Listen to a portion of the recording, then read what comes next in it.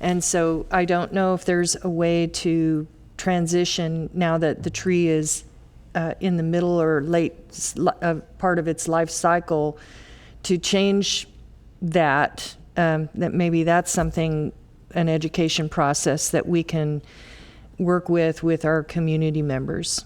Great. Thank you. We need to move on to the next item, but I'd like you to go back to slide 11 here.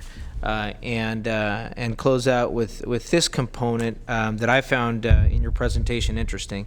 And to Mr. Daniels, Board Member Daniels' comment before, I think one thing that's missing in your presentation is the word region. I think the heat island effect doesn't stop at any one city limit, and it impacts everyone else. I guess Roseville is the beneficiary of all our hot air moving towards them. I don't know what that says about us, but the point being that we have to all be working together on this to address any kind of to make any regional impact. So with that, thank you for the presentation. And Madam Clerk, since there are no board members signed up to speak, Madam Clerk, if you could move on to the next item. Thank you. The next item on the discussion calendar, item number 9, California Environmental Quality Act Program Review, and I have Paul Philly to give you a presentation. Chair Guerra, members of the board, thank you.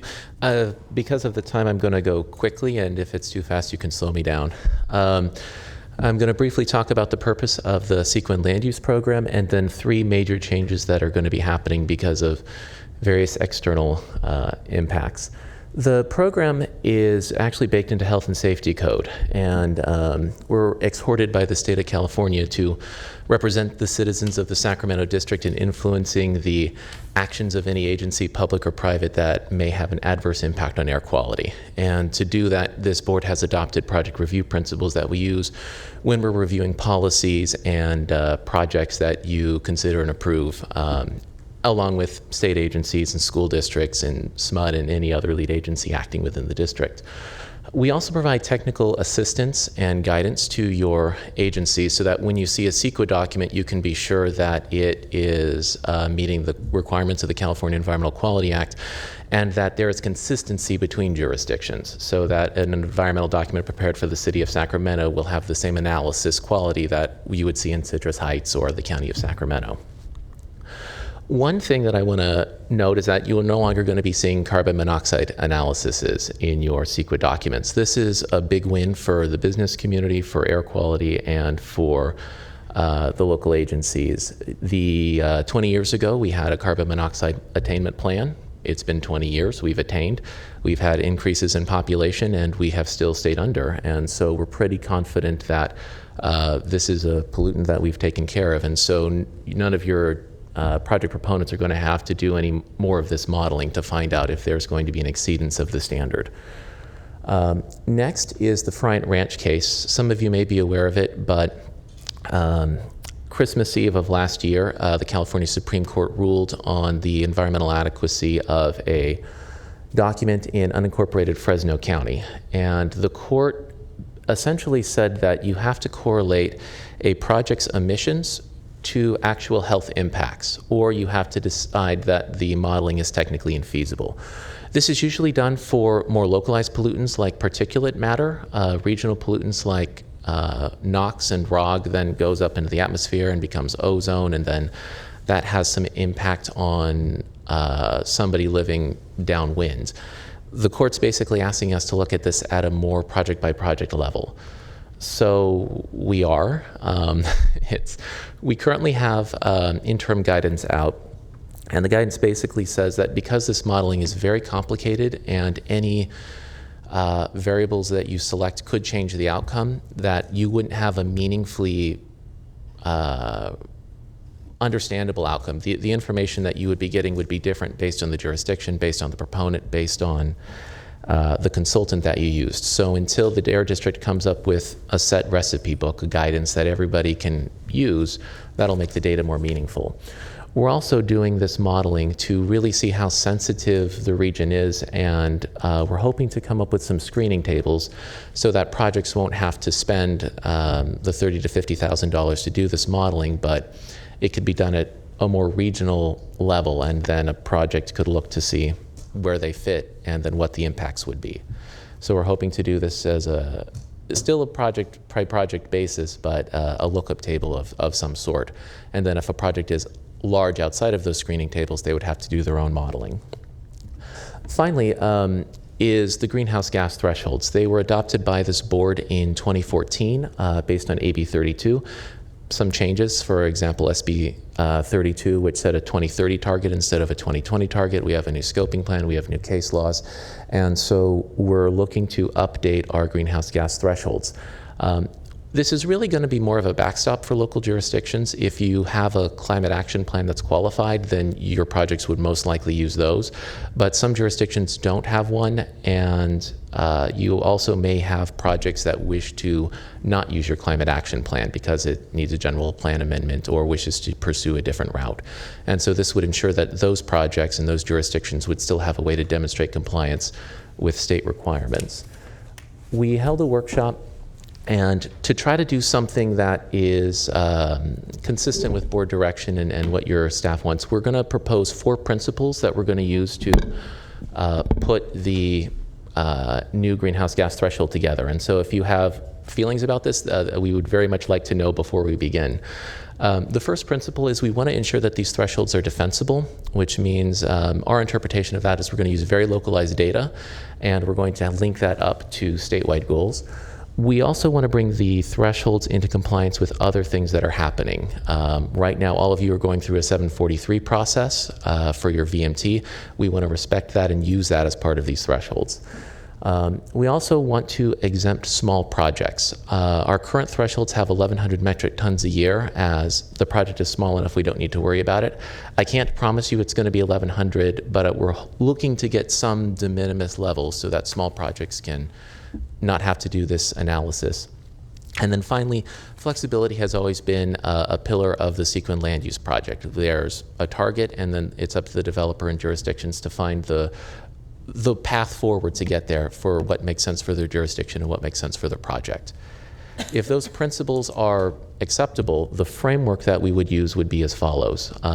We have data to 2035 from SACOG, so we're going to set a 2030 target, which is what's consistent with SB 32. By setting a numeric threshold, shortfalls in one sector could be made up in another. So if a project has trouble meeting its energy sector, it could make it up in the transportation sector and vice versa. We want to categorize the less than significant projects. So something like locally serving commercial that reduces VMT and emissions would be able to be declared consistent with the climate goals.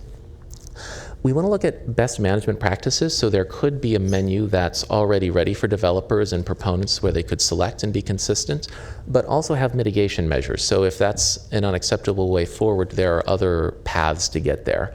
With respect to the transportation sector, we want to respect your local decisions with respect to SB 743 and whatever your processes are. So if you're consistent with what's been done there, we'll incorporate that into the thresholds.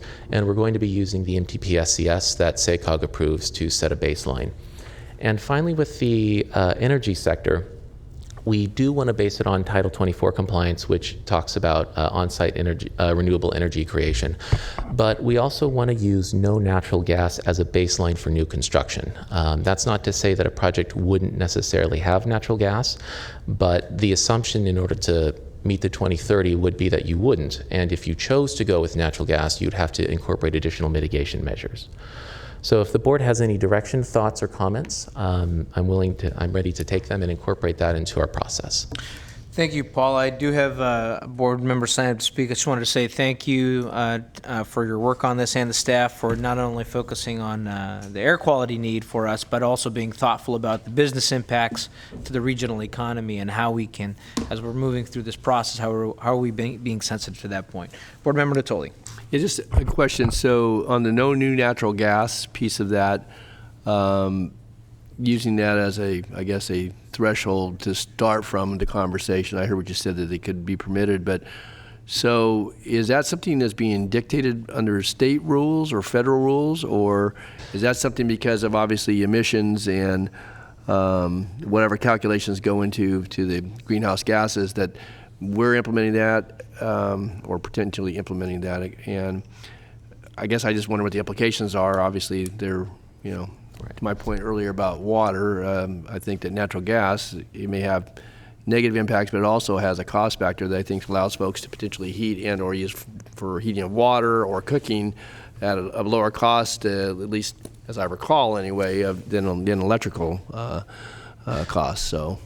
Right. So the way we're looking at natural gas is there's the Mayor's Climate Commission and the County of Sacramento's plan, and looking at all the different measures to get to 2030. Right. Removing natural gas seemed to be the most cost-effective way forward, but we do know that some projects may wish to do that, and we wanted to grant the flexibility.